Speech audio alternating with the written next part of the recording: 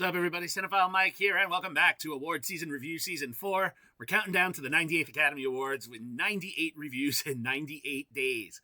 Quick reminder before we dive in, make sure you hit that subscribe button so you don't miss a single day of award season reviews.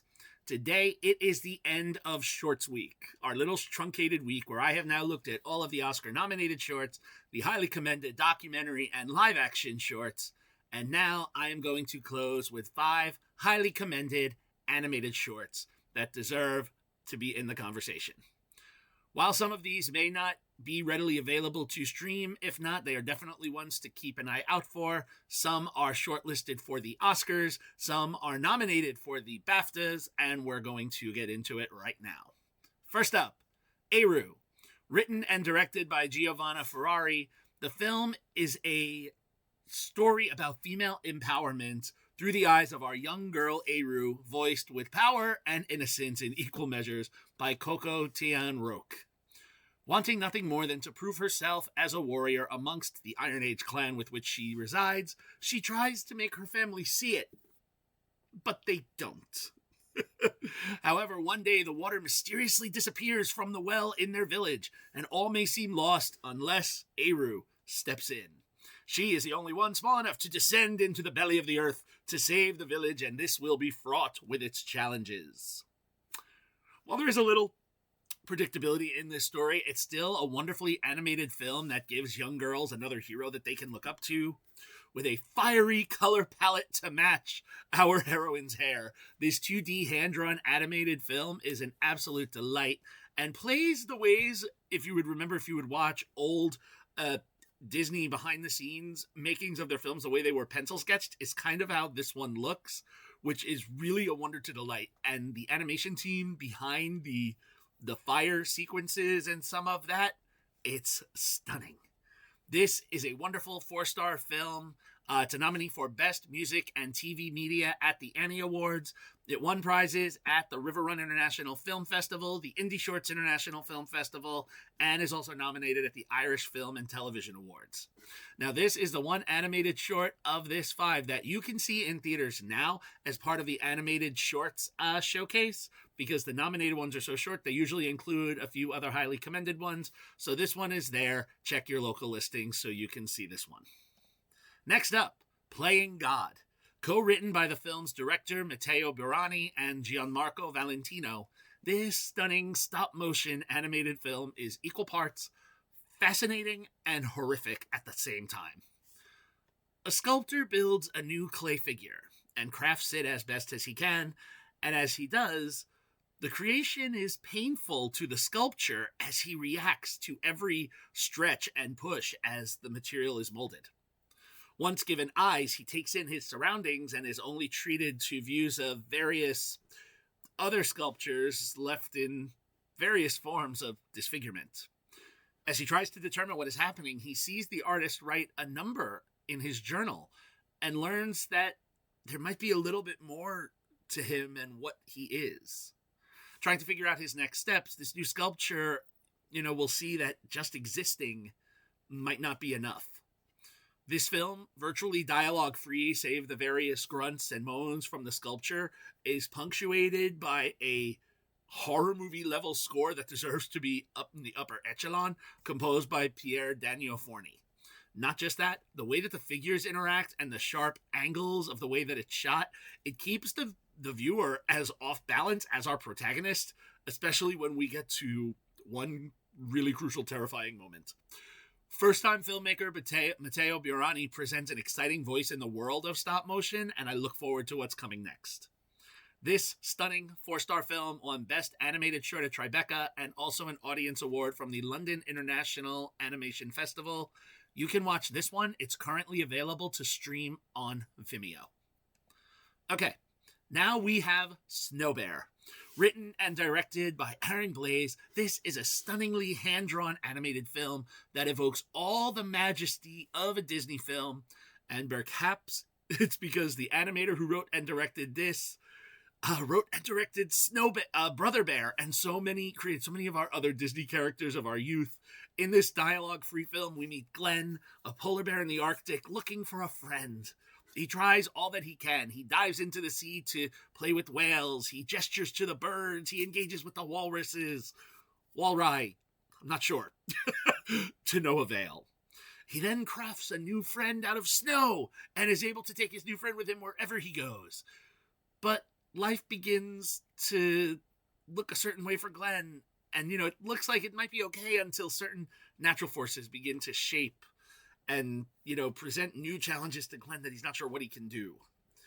Not only in this short time does Blaze manage to illustrate a stunning film about a search for acceptance and friendship, but also a very conscious look at global warming and the impact it has on certain species, such as polar bears. Glenn has to learn how to adapt in a new environment with altering ramifications. Bringing an almost human-like expression to Glenn and the other animals, Blaze is in top form, bringing this to life. The bright palette of color and the emotional journey, they're just outstanding. And I have to say, as stunning as the animation is, the music by Mark Mancina and Marlon Espino is a delight to the ears as we follow Glenn on his journey. This one, it's a 5-star film. It received almost 24 accolades, including nominations and wins from the Annie Awards, the Annecy International Animated Film Festival, Tribeca, AFI Fest, Venezia Shorts, amongst others. This one, you also can currently stream. If you search it up, you can find it on YouTube. All right, for the last 2 films in this set, these 2 were not Oscar shortlisted the way the first 3 were, but they are both nominated for Best British Short Animation at the BAFTAs, and we will learn their fate at the BAFTAs tomorrow to see who takes this prize. And the first up of the 2 I'm talking about is Solstice. Written and directed by Luke Angus, this is another dialogue-free film set in the Arctic. In the middle of the vastness, we meet a young Inuit man who spends his days waiting to be reconnected with his long-lost love. We learn in flashback, through a tragic circumstance, he lost his partner and now waits for all the long days of sunlight to pass so that he can see her visage in the stars when they get the many series of nights. However, this is fleeting, right? Because we alternate however many days of sun versus however many days of night. And it's up to this man. He's trying to find a way to keep this union more permanent despite the natural challenges of not living in constant darkness. Animator Luke Angus has crafted a beautiful reflection on love, loss, and determination. Illustrated stunningly with computer animation, we see a man, we see him move that fishing hook over a nailed board, counting down the days until he can be reunited with his love. And it's all ever more present by the amazing musical compositions, pre-existing pieces from Anbear, Spearfisher, and Turpak.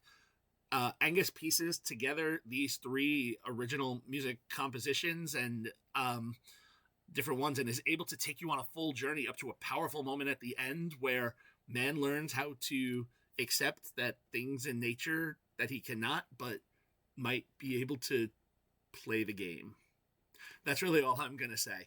Look, this is beautiful. Another really wonderful 5-star film. In addition to its BAFTA nod, it played at the Manchester Film Festival and the Short Shorts Film Festival. This one is currently streaming on BAFTA's YouTube channel, but it may not be available in another day or so. BAFTA usually puts the nominated films up on their channel and then takes them down right around the awards, so I wouldn't wait too long to go check this one out. Okay. Then wrapping up the set, the second of the 2 BAFTA-nominated films I'm looking at is 2 Black Boys in Paradise. Written by director Baz Sells alongside Ben Jackson and Dean Attah, who wrote the original poem.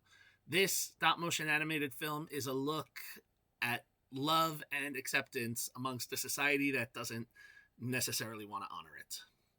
Dula and Eden, both characters voiced in whispers and expressive sounds by Arun Blair Mangat, are 2 teenage black boys deeply in love, finding all they need in one another. However, in their society, they cannot find the peace that they need, and to escape this oppression, the boys create a paradise of their own, a safe, private space where they can freely embrace their love and identities without fear. Baz Sells' stop-motion animation vividly brings this world to life with a color palette that contrasts the harsh streets with the warmth and serenity of their personal sanctuary.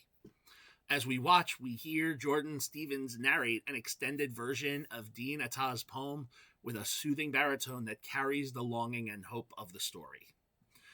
This film is a gentle but powerful wake-up call about the ongoing realities of racism and homophobia, offering both a critique of the world outside and a tender, resonant vision of what a truly accepting space can feel like. This 4-star film was also a Best Animated Short nominee at the British Independent Film Festival, Film Awards, the UK Film Festival London, and it was also nominated by the London Critics Circle Film Awards, with a win at the Big Fridge International Film Festival. This one, surprisingly, is not located on the BAFTA's YouTube channel. It's not streaming anywhere else, but it may pop up, so keep an eye out for this one as well. All right, so there you have it. Thank you all for joining me for episode 76 of Award Season Review Season 4. We only have 22 days left, so make sure you stay with me.